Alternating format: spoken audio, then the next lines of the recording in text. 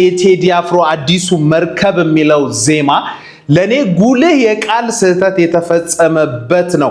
ለምን ተፈጸመ? ቴዲ አፍሮ ይህንን ስህተት አውቆ ወይስ ተሳስቶ ወደሚለው እንመጣለን። የቃሉን የመጀመሪያውን ስህተት ልንገራችሁ።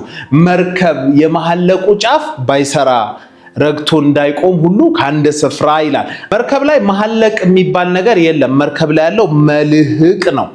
ስለዚህ መልህቅን ለምን በመሐለቅ ቀየረው? መጨረሻ ላይ ነግራችኋለሁ። አስገራሚው ጥበብ የዚህ ዘፈን እሱ ጋር ነው። ከዛ በፊት ግን ዘፈኑን በደንብ ከሰማችሁት አንድ አሳዛኝ ወንድ አሳዛኝ አባወራ ታያላችሁ። ይህ አባወራ የተገፋ የተከፋ ነው እና በጣም ደጋግሞ የሱን ህመሞች ስቃዮች ነው ደራርቦን የሚነግረን። እንዳይቆም ሁሉ ከአንድ ስፍራ ቃልሽ ሆነና ቦታው ማይገኝ ተላላ አረገው ልቤን ሰዋማኝ። በየጊዜው ስትቀያየርበት የሷን አመል ሁሉ የሚችል አዳዲስ ነገር ስታመጣበት ስትጭንበት ሁሉ እየታገሰ ጸጥ ብሎ የሚኖር ከዛ ደግሞ ምን ያደርገዋል? አጠበቀው። ተላላ ሰው የማይወስን ነው። ይናደዳል፣ ይቃጠላል፣ ግን የማይወስን ዝም ብሎ እየዋለለ ያለ ሰው ነው። ይሄ አባወራ በጣም ነው የሚያሳዝነው። ተላላ የሆነ የማይወስን ሁሌ የሚሰቃይ የሚያዝን የሚበደል ግን ተበደልኩም ብሎ እንዳይወጣ ተላላ አደረገው። እንደገና ደግሞ አባሰበት፣ ጨመረለት። ቦይ ብቀድለት እንባዬ ፈሶም አይበቃው ወፍ ጭጭጭ ሲል ቆሜ ነው ሌቱን ማነገው። ይኸውልህ ተጎድቷል፣ በሷ ተበድሏል፣ ቃሏ እየተቀያየረ ነው። ግን ኮምፕሌን ማድረግ እንኳን አልቻለም። ኮምፕሌን ማድረግ አይደለም በፊቷ ማዘን እንኳን አልቻለም። ስለዚህ ለማዘኛ ምን ጊዜ ሰጠው? ወፍ ጭጭጭ እስኪል ቆሜ ነው ሌቱን ማነባው። ወንድ ልጅ ብቻውን ነው የሚያለቅስ፣ በሰው ፊት አያለቅስም የሚለው እንደዛ አይነት ግጥም ያለው የሎሬት ጸጋዬ ገብረመድህን ግጥም አለ። ከሱ ጋር ይያያዛል። ይሄ የአብዛኛው በዚህ ዘመን ያለ ወንድ ቤተሰብ መሪ የሆነ አባት የሆነ አባወራ የሆነ ሁሉ የሚረዳው ነገር ነው። ውስጡ ቁጣ አለ፣ ጩኸት አለ፣ ማዘን አለ። ግን ማዘኑን ማሳየት እንኳን አይችልም።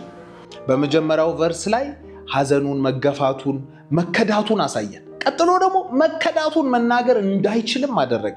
እኔ የተረዳሁት አይነት አባወራ በዙሪያ ያለ ማታ ድራፍት ቤት ላይ ጸጥ ብሎ የሚያመሽ የምታገኙት አይነት አባወራ ይመስላል። ህይወት የፈተነችው ፊት እያየ የሚኖር ሲኮሳተሩበት የሚሄድ ሳቅ ሲሉለት ደግሞ ትንሽ የሚሰራ ቢከፋው እንኳን መናገር የማይችል ጸጥ የሚል እንባውን አምቆ ሌሊት ትራሱ ላይ የሚያፈስ ስቃይ ያለበት ወንድ ነው። እስኪ እንደዛ ስሙት። የተገፋ የተከዳ የሚናቅ ክብሩን የተነፈገ ከመነፈግም ባለፈ ለማዘን እንኳን ያልተፈቀደለት አይነት አባወራ ታገኛላችሁ። ከዛ እሱ ያ ሰው አባወራው እሱ ብቻ እንዳልሆነ በዚህ ጊዜ ያለው ሰው በዚህ ስቃይ ውስጥ ያለው ሰው እሱ ብቻ እንዳልሆነ ታዩታላችሁ። ኬት ልዋስ ያኔ ኬት ጽናት ሲመሌ ዲዴ አላኖር ሲለኝ ስጋት። ኬት ልዋስ ጽናትን ማግኘት ትልቅ ነገር ነው። እንዲህ በደከመ በተከፋ ወቅት ጽናትን ይቻላል ይታለፋል ለካ ብል እንኳን አልፎ ያሳየኝ ሰው የለም ነው። ኬት ላገኘው ነው። ሲመሌ ዲዴ በሁለት ትርጉም ነው እኔ ባገኘሁት ያለው። በኦሮምኛው ካንቺ ውጪ እምቢ ማለት ነው። በግዕዝ ደግሞ ጨለማው ሲነግስ ወይም ሌሊቱ ሲሾም ማለት ነው። ስለዚህ ለኔ ግዕዙ የበለጠ ሄዶልኛል። ምክንያቱም ጨለማው በነገሰበት ሰዓት ከማን ጽናት ልዋስ? ምክንያቱም ማንንም አይቶ መበርታት አይችልም። እኔ ያለንበትን ጊዜ ይመስለኛል አንዱ አንዱን አይዞህ ማለት የማይችልበት የተከፋበት ሁሉም አቅም ያጣበት ነው። ከማን ልዋስ ይላል። ከዛ የሲቃ ድምጽ ነው የሚለው የሲቃ ድምጽ ነው የምትሰሙት። አቅም ማጣት እገዛ ማጣት አይደለም እኮ ጽናት ማለት እገዛ አይደለም። ከሩቁ ያለ እኔም እንዲህ ላልፍ እችላለሁ የሚል ነገር እንኳን ማለፍ ነው። ከዛ ይሄን ሁሉ አሰቃይቶት ይሄን ሁሉ አሳመሞት የስቃዩን ደረጃ የዛን ሰው የዛን ወንድ የዛን አባወራ ሲነግረን መጨረሻ ላይ ምን ይላል? ምስኪኑ ልቤ ባንቺ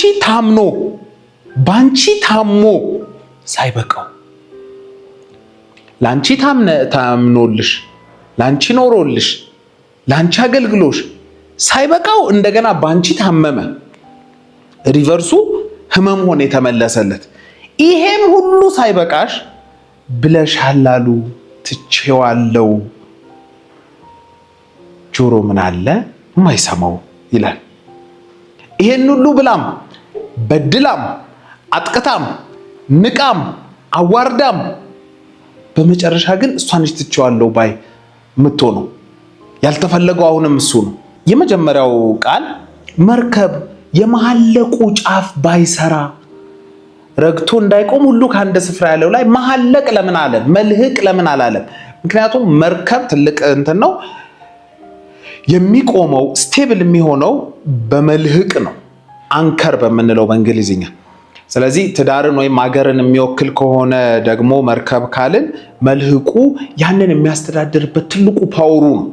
መርከቡ የፈለገ ቢያምር የፈለገ ግዙፍ ቢሆን መልህቁ ካልሰራ የመልህቅ አቅም ከሌለው መልህቅ የሌለው መርከብ ሊኖር አይችልም። ማዕበል ይጥለዋል፣ ይደፋዋል፣ በቀላሉ ይደፋል። ኑሮም ሀገርም ምንላቸው እንደ መርከብ ከሳልናቸው ያንን አቁሞ ሚዝ መልህቅ አለ። ቴዲ አፍሮ እዚህ ጋር ነው ድንቅ ነገር የሰራው። መልህቅን በመሐለቅ ቀየረው።